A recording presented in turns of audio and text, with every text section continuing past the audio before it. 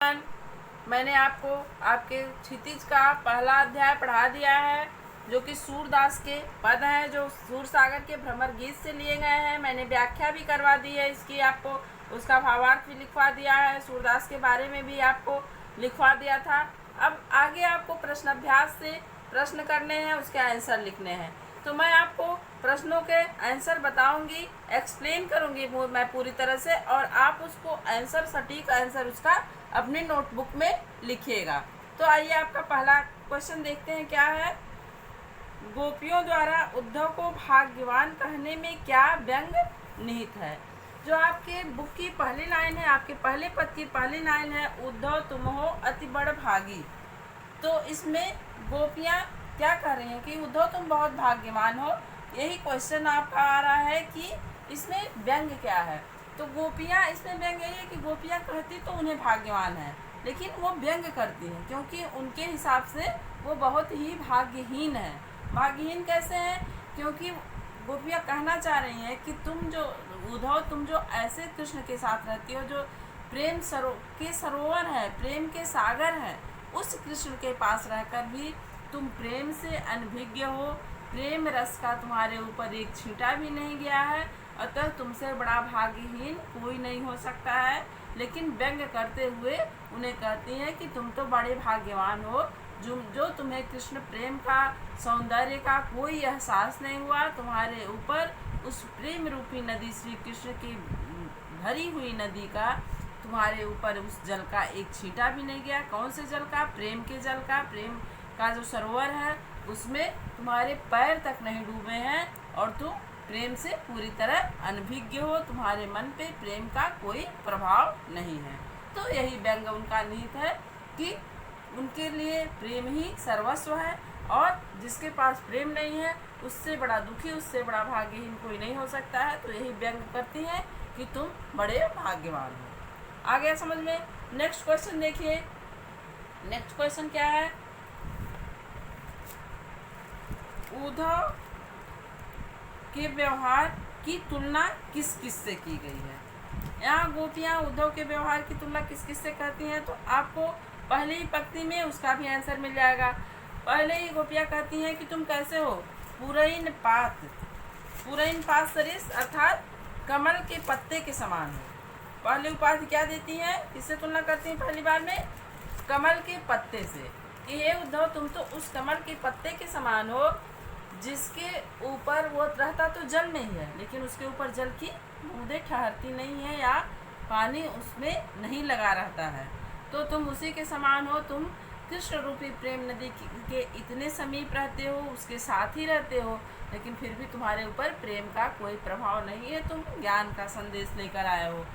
दूसरी उपमा क्या देती हैं, दूसरी किससे तुलना करती हैं? घट से। जो तेल का मटका होता है उसको अगर पानी में डुबो दीजिए तो उसको जब निकालेंगे तो उस पर पानी की एक बूंद भी नहीं लगी होती है, नहीं, कहीं भी पता नहीं चलता है कि ये मटका पानी में डुबोया गया करता, कोई चिन्ह ही नहीं होता है पानी का उसके ऊपर। तो दूसरी उपमा उनको किस चीज़ की देती हैं कि तुम उस तेल के मटके के समान हो, जो पानी में डुबो कर भी निकाल लिया जाए तो उसके ऊपर पानी का प्रभाव नहीं होता है, जल का प्रभाव नहीं होता है। और कहीं कहीं गोपियों ने इन्हें भ्रमर का भी उपाधि दी है, उन्हें मधुकर कहकर संबोधित किया है। तो ये तीन चीज़ों से उनकी तुलना की गई है। अब नेक्स्ट क्वेश्चन है आपका, गोपियों ने किन किन उदाहरणों के माध्यम से उद्धव को उलाहने दिए। तो गोपियों ने तो बहुत पूरा, ये आपका चैप्टर ही, पूरा लेसन ही उलाहनों में ही है। तो आप उलाहने इसमें बहुत से बता सकते हैं, मैं आपको कुछ क्लू देती हूँ। जैसे बड़भागी कहना उनको, उद्धव तुम हो बहुत अति बड़भागी। यहाँ भी उलाहना ही है कि तुम प्रेम रूपी कृष्ण के साथ रहते हो और तुम्हें प्रेम का कोई भान भी नहीं है, तुम्हारे मन पे प्रेम का कोई प्रभाव ही नहीं है। एक तो यही उलाहना हो गया। दूसरे उन्हें मटका बताती हैं। कौन सा मटका? तेल का मटका, जो कि पानी में डूबने के बाद भी पानी का उस पर कोई प्रभाव नहीं होता है, अर्थात वो कृष्ण के साथ रह के भी कृष्ण से बिल्कुल दूर है, कृष्ण का कोई प्रभाव नहीं है, कृष्ण के सौंदर्य से, कृष्ण के प्रेम से पूरी तरह वंचित हैं।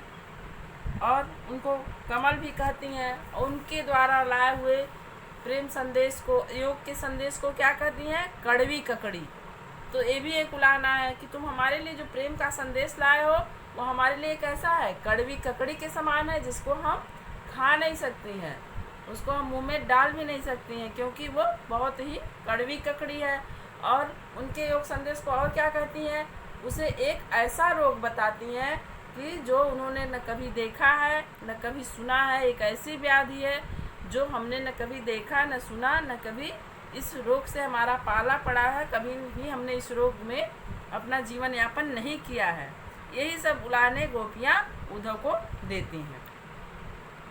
आपका चौथा क्वेश्चन है, उद्धव द्वारा दिए गए योग संदेश को गोपियों की विरहाग्नि में घी का काम कैसे किया। जो उद्धव ने उन्हें योग का संदेश दिया वो गोपियों के विरहाग्नि में घी का काम करता है। तो घी आप समझते हैं, जो अग्नि होती है, आग होती है, कभी भी आप देखते हैं कहीं हवन होता है, पूजन होता है, तो उसमें घी की आहुति दी जाती है। तो घी की आहुति देने से क्या होता है, अग्नि और तेज भड़कती है और तेजी से प्रज्वलित होती है। तो गोपियाँ जो थी वो विरह वेदना से पीड़ित थी, उनके अंदर बहुत ही वेदना थी। किस चीज़ की, कृष्ण से बिछड़ने की।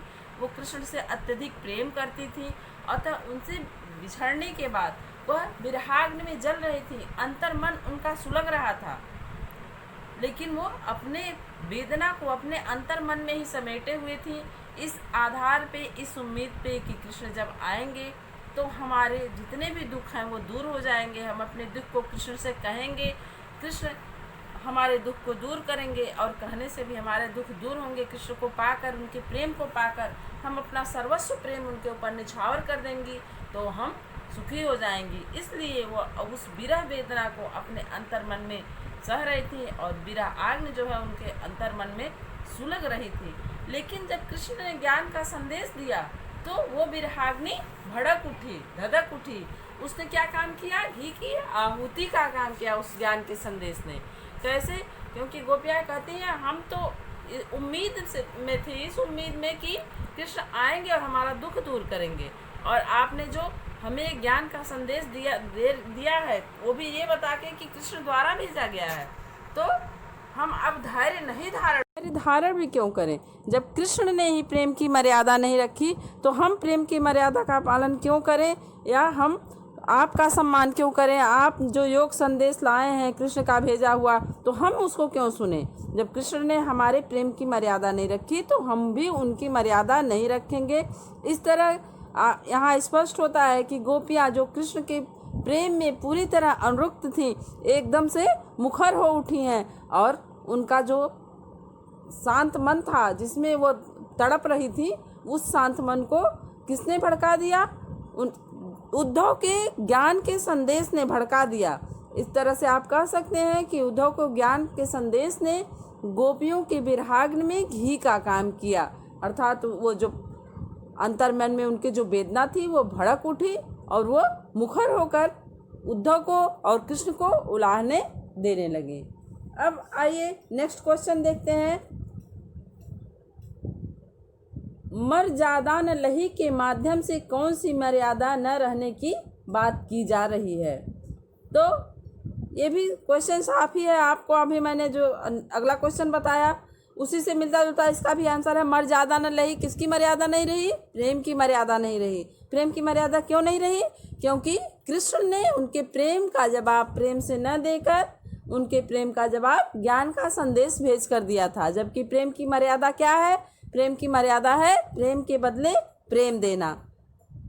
यहाँ इस व्यापार में और कुछ नहीं चलता है, प्रेम के बदले प्रेम ही दिया जाता है।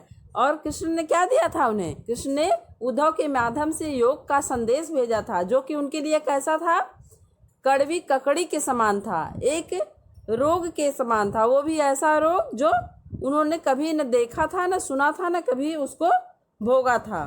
तो यहाँ किस चीज़ की मर्यादा नहीं रही है, किसकी बात की जा रही है, यहाँ प्रेम की मर्यादा नहीं रही।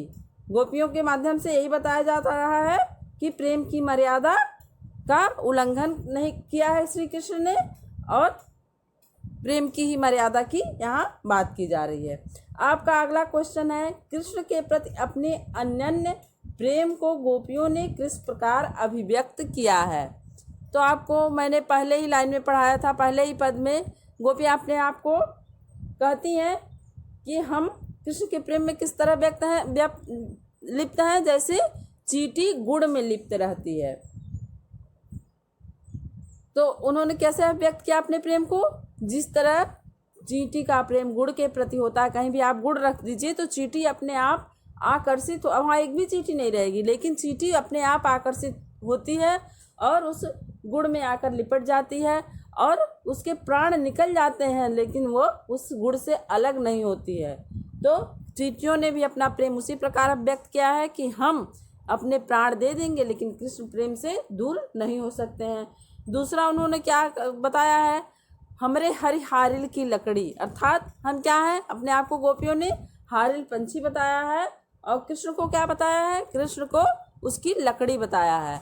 हारिल पंछी जो होता है वो हमेशा अपने हाथ में, अपने पंजे में एक लकड़ी दबाए हुए रहता है और उसको अपने जीवन का आधार मानता है, उसको अपना स्तंभ मानता है कि अगर ये मेरे पास है तो मैं पूरी तरह सुरक्षित हूँ, जब तक ये है मेरा जीवन है, ये मेरे जीवन का आधार है, स्तंभ है।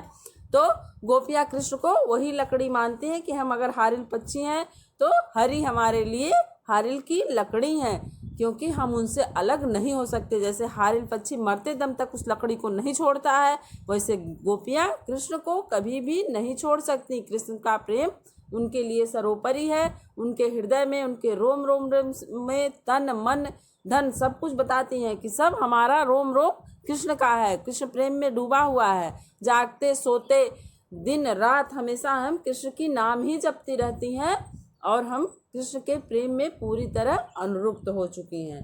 तो इस तरह से गोपियों ने अपने प्रेम की अभिव्यक्ति की है। Okay, thank you.